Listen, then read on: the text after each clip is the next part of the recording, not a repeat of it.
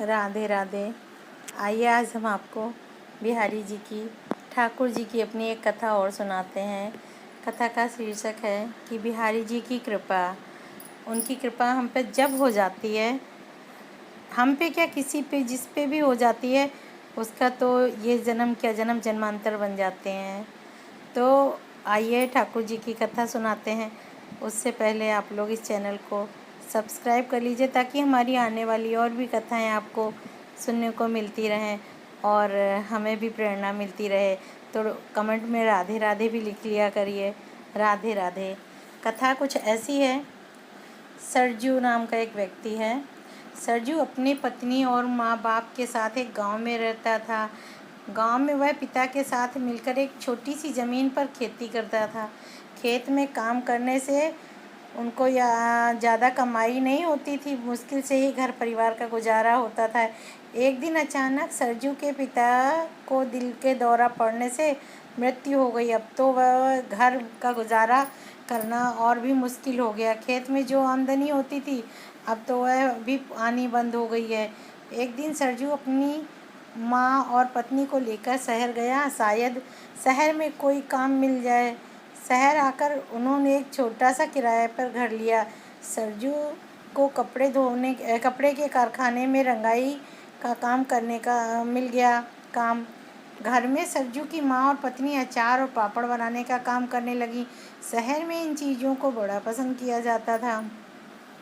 सरजू जहाँ काम करता था वहाँ कारखाने में एक आदमी सरजू का बड़ा मित्र बन गया। वह ठाकुर जी का बहुत बड़ा भक्त था और बिहारी जी की डेली पूजा पाठ करता था और सरजू को रोज़ नई नई बिहारी जी की लीलाएं सुनाया करता था। सरजू को ठाकुर जी की लीलाएं सुनकर बड़ा आनंद आता था। हर रोज़ ठाकुर जी की कथाएं सुन सुनकर सरजू पर भी बिहारी जी का रंग चढ़ गया। वो धीरे धीरे उनको पूजने लगा, मन ही मन उनको मानने लगा। वह घर आकर जो भी कुछ उसके मित्र से सुनता था वह अपनी माँ और पत्नी को भी सुनाता था। माँ और पत्नी भी ठाकुर जी की लीला को सुनकर आनंदित होती थी। एक दिन सरजू ने अपने मित्र से कहा, तुम जिस ठाकुर जी की, जिस बिहारी जी की कथा मुझे सुनाते हो वह देखने में कैसे लगते हैं? मुझे तो उनकी सूरत का भी पता नहीं।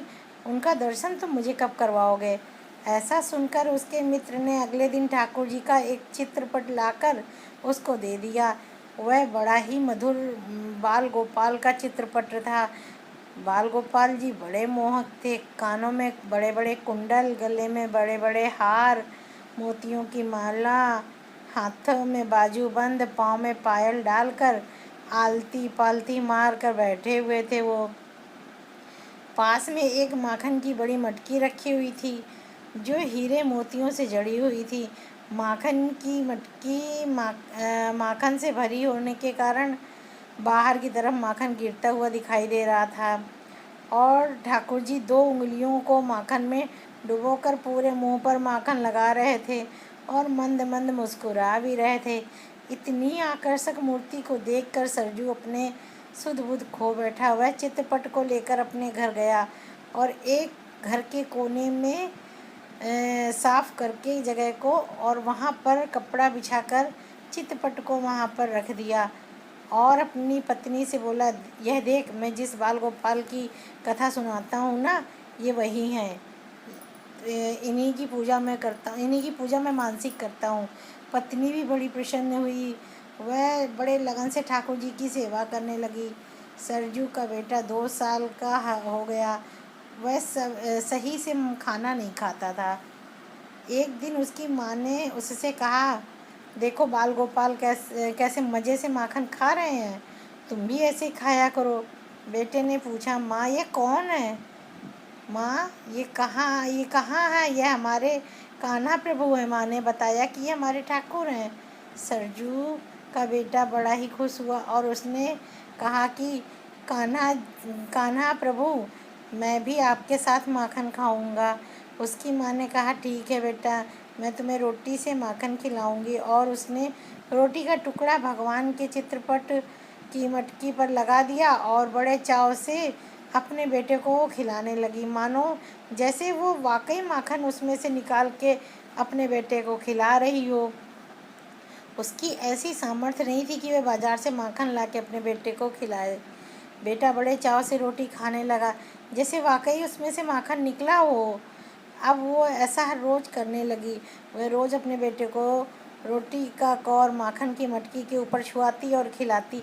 इस तरह बच्चा रोटी भी खा लेता और उसे लगता कि जैसे उसने माखन लगी रोटी खाई हो। सरजू का बेटा रोज़ ही ठाकुर जी से बातें करता उस और उनसे कहता कि आप सारा माखन खा लोगे क्या, मुझे नहीं दोगे क्या। यह कहकर वो रसोई में से एक कटोरी लाकर उनके आगे रख दिया करता। इधर उधर हो जाने के बाद दोबारा आकर देखता, कटोरी में माखन भरा हुआ मिलता। यह है मेरे प्रभु पर विश्वास करने का फल। वह बड़ा खुश हो जाता, माखन खा लेता और कटोरी वापस रसोई में रख देता। सरजू की पत्नी जब बर्तन मांज रही होती तो चिकनी कटोरी देखकर बच्चे से पूछी कि अरे ये कटोरी इतनी चिकनी क्यों है। तब उसका बेटा कहता है कि आज जो गोपाल जी ने मुझे बहुत सारा माखन खिलाया आज, पर उसको कोई बात समझ नहीं आई और बच्चा समझकर उसे टाल देती है। लेकिन आश्चर्य तब पड़ी रहती कि कटोरी में रोज़ चिकनाई कैसे लग जाती। एक दिन कारखाने में सरजू पर चोरी का इल्ज़ाम लगाया गया और उसके मालिक ने उसे कारखाने से निकाल दिया। सरजू को बड़ा पश्चाताप हुआ। वह घर वापस आया और चुपचाप लेट गया। पत्नी ने पूछा, क्या बात है। तब सरजू ने बताया कि आज उसकी नौकरी भी चली गई है, उस पर झूठा चोरी का इल्ज़ाम भी लगाया गया। सरजू फूट फूट कर रोने लगा। तब पत्नी बोली, तुम्हारे ये जो ठाकुर जी हैं, है ना, ये सब ठीक कर देंगे, बस इन पे विश्वास रखो थोड़ा। सरजू की पत्नी का मन पूरी तरह से ठाकुर जी में लग गया था। वह सारे घर के काम करती रहती और आते जाते बाल गोपाल के दर्शन करती रहती, उन्हें प्यार करती रहती।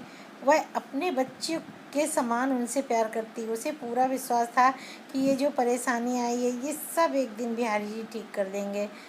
उसने मन ही मन ठाकुर जी को की तरफ देखा और प्रार्थना की, ठाकुर जी इस संकट से हमें उबारो।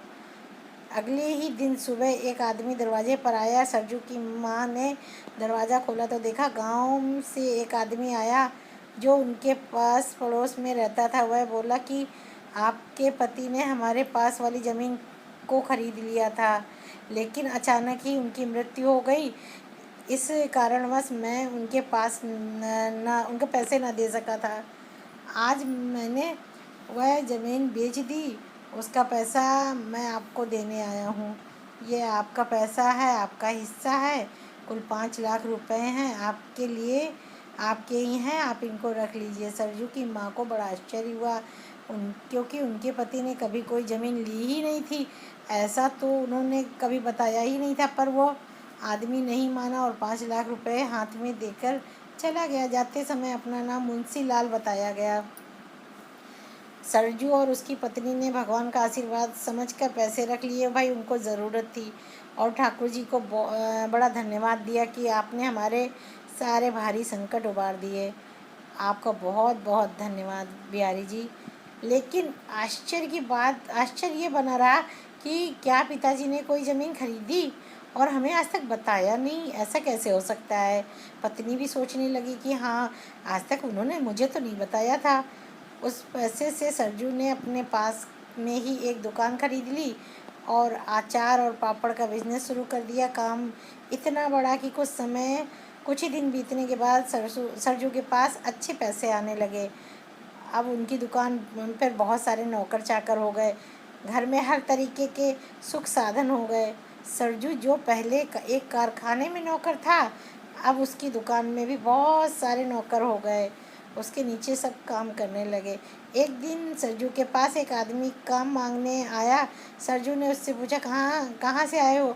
उसने कहा, पास के गांव से आया हूँ, तुम्हारे गांव का हूँ, यहाँ काम की तलाश में आया हूँ। तब सरजू ने उससे कहा, भैया हमारे गांव एक मुंशी लाल हैं जो अभी कुछ दिन पहले ही मुझे बहुत सारा पैसा दे गए और बता रहे थे कि हमारे पिताजी ने कोई ज़मीन खरीदी थी, वह ज़मीन बेचकर हमारे हिस्से का पैसा हमें देने आए थे। इस पर वह आदमी बड़ा आश्चर्य करने लगा। बोला, कौन है बोला कौन से मुंशी लाल की बात कर रहे हो? वही जो तुम्हारे पड़ोसी हैं? अरे हाँ भैया, उन्हें ही तो दिए। नहीं, उन्हें तो मरे हुए कई साल हो गए, वो कैसे आ सकते हैं पैसा देने? उन्हें तो स्वर्ग सुधारे भगवान भगवान के पास गए हुए बहुत साल हो चुके हैं। अब तो सरजू के होश गुम हो गए। उसने उस आदमी से कहा, भैया ऐसे कैसे हो सकता है, मुंशी लाल तो हमारे पड़ोसी रहे, और अभी कुछ दिन पहले ही वो मुझे 5 लाख रुपए दे के गए हैं।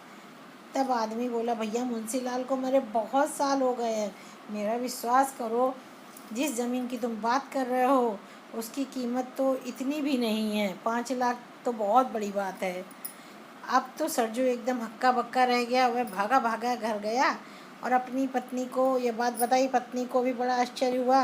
माँ माँ भी बड़ी हैरान हैरान हुई। तीनों लोग मिलकर ठाकुर जी के चित्रपट की ओर देखा, तो क्या देखते हैं कि ठाकुर जी के चित्रपट के सारे गहने गायब थे।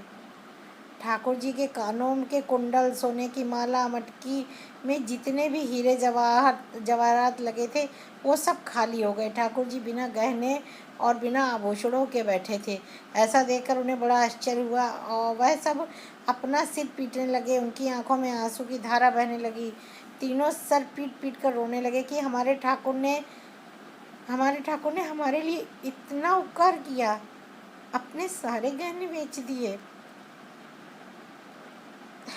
और किसी मुंशीलाल को भेज दिया कि अब इस दुनिया में वो है ही नहीं। उनको उनको मेरा माध्यम बना के भेजा। उस मुंशीलाल के रूप में मुंशीलाल नहीं आए थे, वो उस मुंशीलाल के रूप में ठाकुर स्वयं 5 लाख रुपए लेके आए थे। और सरजू जोर जोर से रोने लगा और कहने लगा, ठाकुर जी, अपने भक्तों का दुख देख नहीं पाते हो। अपने भक्तों का दुख दूर करने के लिए आपने अपने गहने तक बेच डाले। मैं धन्य हो गया। मैंने तो आपकी कोई भक्ति भी नहीं की, कोई पूजा भी नहीं की, फिर भी इतनी कृपा मुझ पर। मैं धन्य हो गया। कान्हा जी, मैं धन्य हो गया। ठाकुर जी, मैं धन्य हो गया। ये तीनों ठाकुर जी के चरणों में मैं समर्पित हो गए। सरजू की पत्नी, जो ठाकुर जी को ही अपना पुत्र मानती थी, तो आज ठाकुर जी ने पुत्र होने का मोल चुका दिया। हे गिरधर, हे मेरे ठाकुर, तेरी जय हो बिहारी जी, जय हो राधा रानी, राधे राधे। आपको ये कथा कैसी लगी? ये